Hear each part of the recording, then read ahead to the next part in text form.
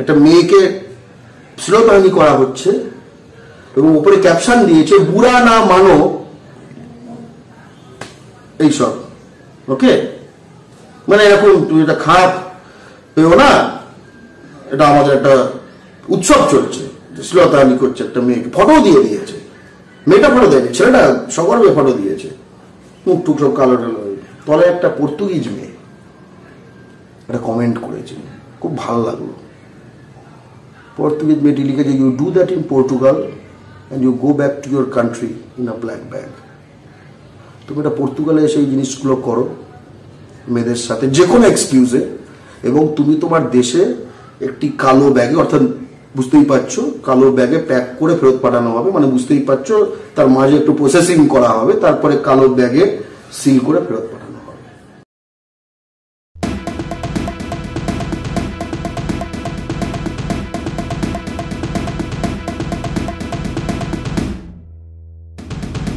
প্রধানমন্ত্রী নরেন্দ্র মোদী বলেছে, প্র্যাকটিক্যালি বলেছে, মুসলিমরা বেশি বাচ্চা পয়দা করে, ঠিক আছে? তো মুসলিমরা বেশি বাচ্চা পয়দা করে, ফলে এই বিষয়টা একটা সমস্যা।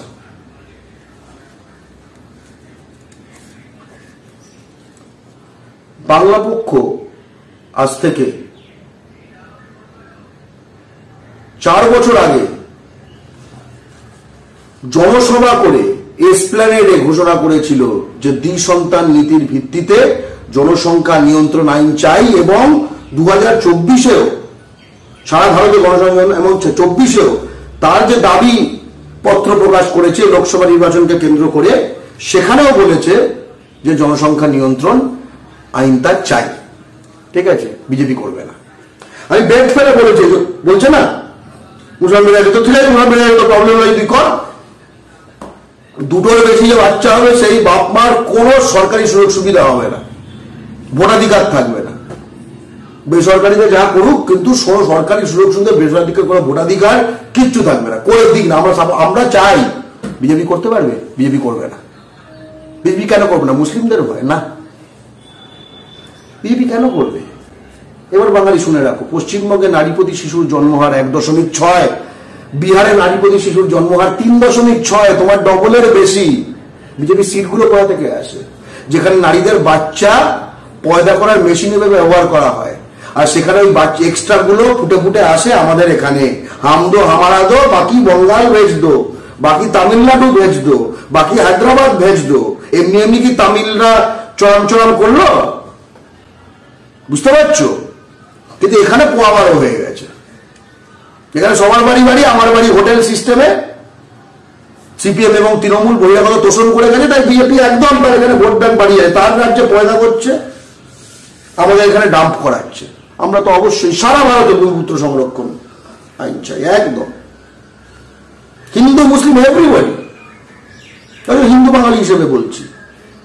আমাদের 1.6 পশ্চিমবঙ্গে হিন্দু বাঙালি, মুসলমান বাঙালি 2.1 মানে রিপ্লেসমেন্টের কাছাকাছি। 2.1 হচ্ছে রিপ্লেসমেন্ট রেট।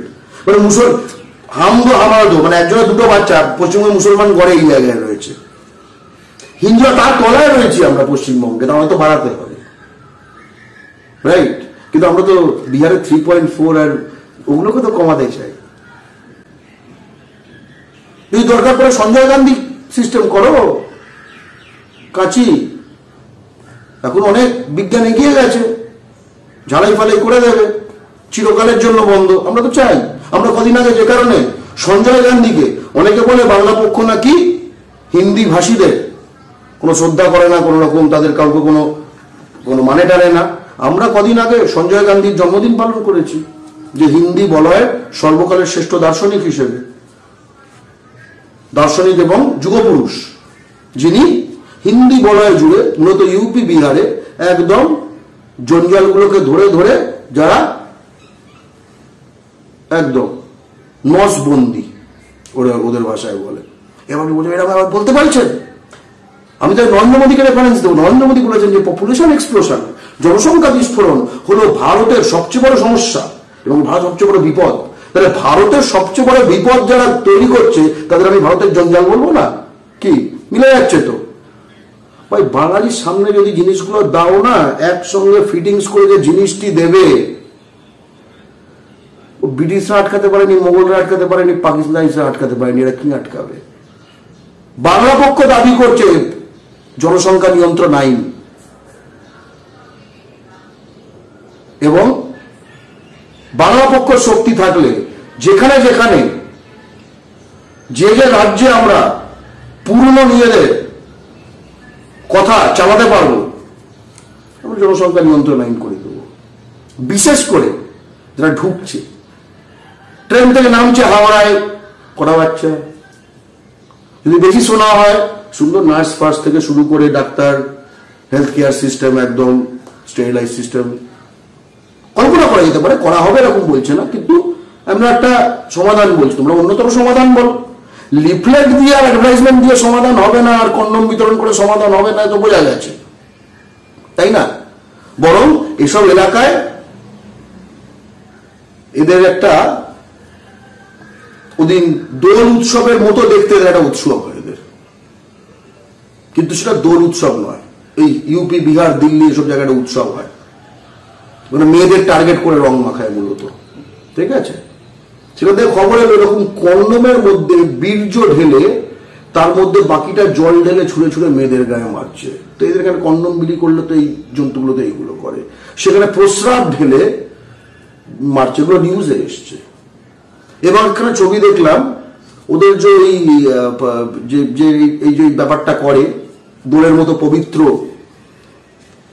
বিষয় নয়, সেটা অসাধারণ সুন্দর একটা যে উদযাপন আমাদের, তা নয়। আরে ভাই, পলাশ আর গুটখার তফাৎ আছে তো, তেমনি দোল আর ওদের ওগুলো তো তফাৎ রয়েছে। তো এবার মানে দুটো রঙের, তো শুধু রঙের হলে তো হবে না, দেখবে তুমি যেটা কালার, এক কালার, সে কালার তো কাছাকাছি হতে পারে, তাতে আর কি, তাই না? যেরকম তোমার যদি লাল মাটির দেশে যাও, বাঁকুড়ায় যেতে মাটির রংটা, তুমি কি বলবে এটা গুটখার মতো রং? তুমি বলবে এটা লাল মাটির রং, কিন্তু ওদের কালার টেক্সচারটা এক, জিনিসটা তো এক না।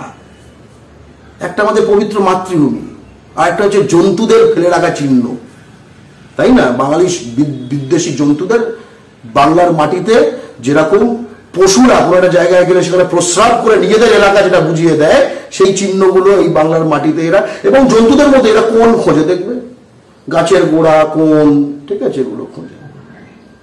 তো যে কথাটা বলছিলাম, লাস্টে আমি দেখলাম কদিন আগে ইনস্টাগ্রামে একখানা ফটো দিয়েছে, একটা মেয়েকে শ্লীলতাহানি করা হচ্ছে, এবং উপরে ক্যাপশন দিয়েছে বুড়া না মানো এইসব, ওকে?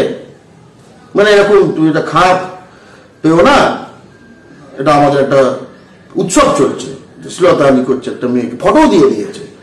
মেয়েটা ফটো দেয়নি, ছেলেটা সকলে ফটো দিয়েছে, মুখ টুক সব কালো টালো, তলে একটা পর্তুগিজ মেয়ে একটা কমেন্ট করেছে, খুব ভালো লাগলো। পর্তুগিজ মেয়েটি লিখেছে, you do that in Portugal and you go back to your country in a black bag.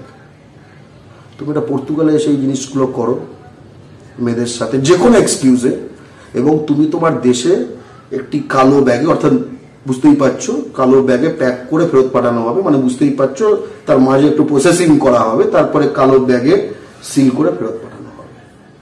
আপনারা দেখছেন আওয়াজ, রোজকারের হক কথা। ফর মোর আপডেটস অ্যাবাউট আওয়াজ, please subscribe our YouTube channel.